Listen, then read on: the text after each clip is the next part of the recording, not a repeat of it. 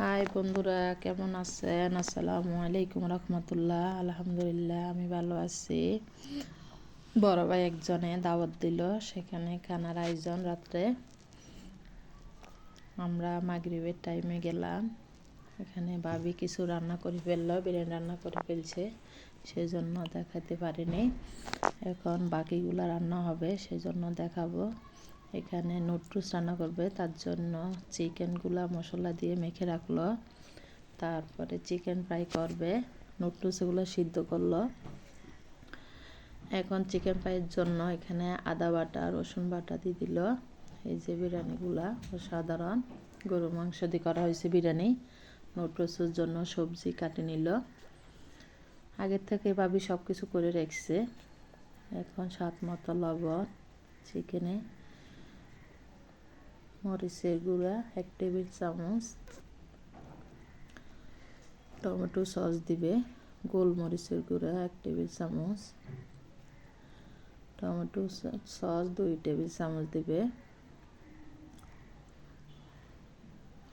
ভাবি পাকের ঘরটা অনেক সুন্দর। এখানে সয়া সস দিবে 2 টেবিল চামচ,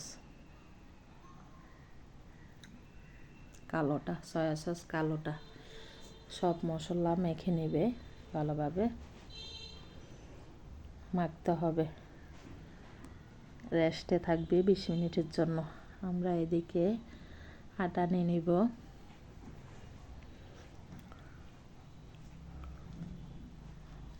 বেকিং পাউডার, এখানে আবার লাল মরিচ দিবে, গোলমরিচের গুঁড়ো দিবে 1 টেবিল চামচ, লবণ স্বাদ মতো। সবগুলা মেখে নেবে।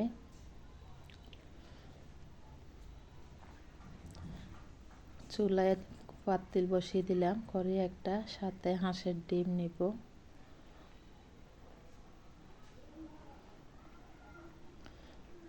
দুধ পাউডার 1 চামচ দিছে। হালকা পানি দিব, পানি দিয়ে মিশ্রিত করব। পানিটা দেখাই নাই। এখন চিকেন একটা একটা করে আটাতে দিব, এরপরে ডিম এতে দিয়ে আবার আটা দিব।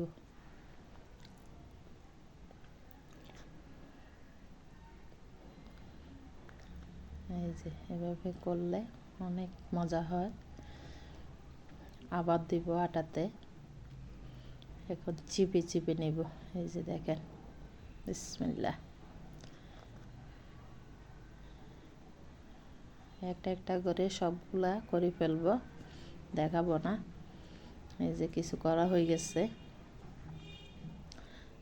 এক জায়গায় গিয়েছি বিকেলে ঘুরতে, ইকো পার্কে। ঢোকার আগে নাকি টিকিট কাটতে হয়। টিকিট কেটে নিল, ভিতরে ঢুকলাম। এটা বাইরের দৃশ্য।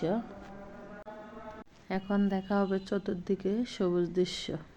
এই যেগুলা ফুল গাছ।